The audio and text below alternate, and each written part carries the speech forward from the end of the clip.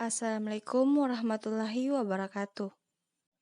Perkenalkan, nama saya Yusnia, NIM 90400118085 dari kelas akuntansi C. Saya akan membahas materi tentang strategi perusahaan menghadapi COVID-19 dan infrastruktur TI dan perkembangan teknologi. Baiklah, langsung saja saya akan menjelaskan materi yang pertama, yaitu bagaimana sih strategi perusahaan dalam menghadapi COVID-19. Nah, saya di sini memilih salah satu perusahaan handphone, yaitu perusahaan Xiaomi. Perusahaan Xiaomi yaitu perusahaan mobile internet yang berdedikasi untuk menciptakan pengalaman pengguna dari segi aspek dan didirikan pada 6 April 2010 oleh Lei Jun. Perusahaan ini dengan cepat telah menjadi salah satu perusahaan teknologi termuka di Cina dan kini bernilai lebih dari 10 miliar USD dan memiliki lebih dari 3.000 karyawan. Nah, selama terjadinya COVID-19 ini, perusahaan tersebut mengalami dampaknya itu adalah perusahaan tersebut telah menunda sebuah peluncuran smartphone terbarunya, yaitu smartphone Mi 10 atau Mi 10.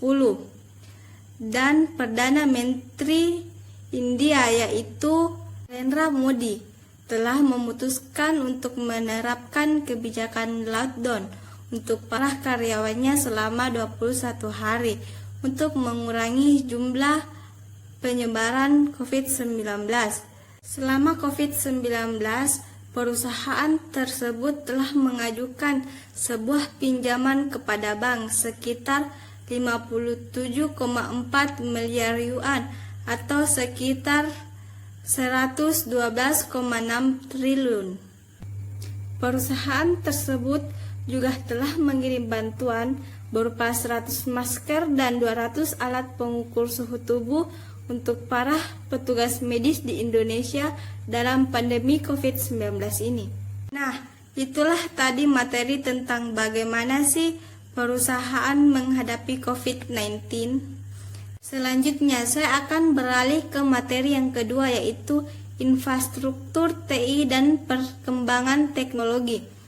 Nah, di dalam materi tersebut, saya akan membahas 5 pokok pembahasan. Yang pertama itu definisi, yang kedua komponen, yang ketiga trin platform perangkat keras, yang keempat trin platform perangkat lunak, dan yang terakhir itu isu manajemen. Saya akan menjelaskan poin yang pertama, yaitu definisi. Apa sih itu infrastruktur TI? Infrastruktur TI yaitu seperangkat komponen teknologi informasi atau disebut dengan TI yang merupakan dasar dari layanan TI yang biasanya mengacu pada komponen-komponen yang diperlukan untuk keberadaan, pengoperasian, dan pengelolaan lingkungan perusahaan yang mendorong fungsi bisnis.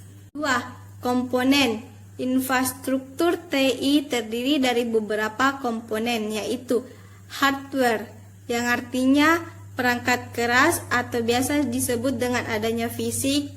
Yang kedua, software, yaitu aplikasi sistem operasi. Jaringan, yaitu mendukung koneksi atau biasa disebut dengan telekomunikasi dan internet.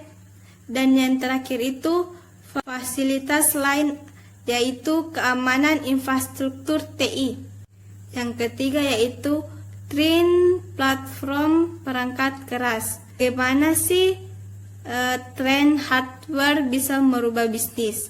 Yang pertama itu platform digital mobile, yaitu netbook, tablet, smartphone menjadi alat yang banyak digunakan dalam bisnis.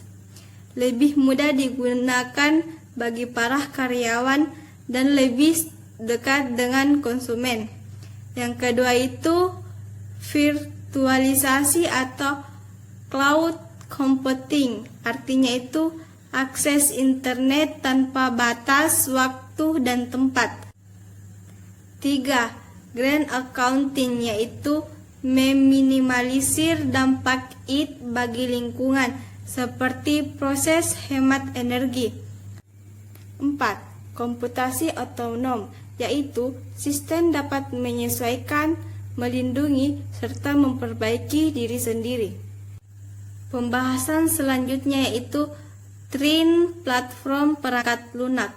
Nah, bagaimana sih tren software bisa merubah bisnis? Yang pertama itu perangkat lunak open source, yang artinya aplikasi yang dibuat oleh programmer lepas atau tidak terikat dan biasanya bisa di-download di Play Store, App Store, atau website sendiri. 2. Perangkat lunak untuk web, yaitu Internet Explorer, Google Chrome, dan Mozilla Firefox. Nah, pembahasan selanjutnya yaitu isu manajemen. Apa saja sih yang harus dipertimbangkan perusahaan? Yang pertama itu infrastruktur yang tepat, yang artinya disesuaikan dengan kemampuan perusahaan seperti biaya, SDA, dan SDM. Yang kedua itu kebijakan berinvestasi, yaitu membeli atau membuat versus menyewa. Yang ketiga itu tata kelola, yaitu mengatur wewenang tiap pihak dalam perusahaan. Nah, infrastruktur itu terdiri dari dua, yaitu infrastruktur internal dan eksternal. Di mana infrastruktur internal yaitu perusahaan bisa membangun sendiri dari awal, artinya menyiapkan segala komponen sendiri, biaya besar, dan kualitas SDM menjadi pertimbangan lebih penting.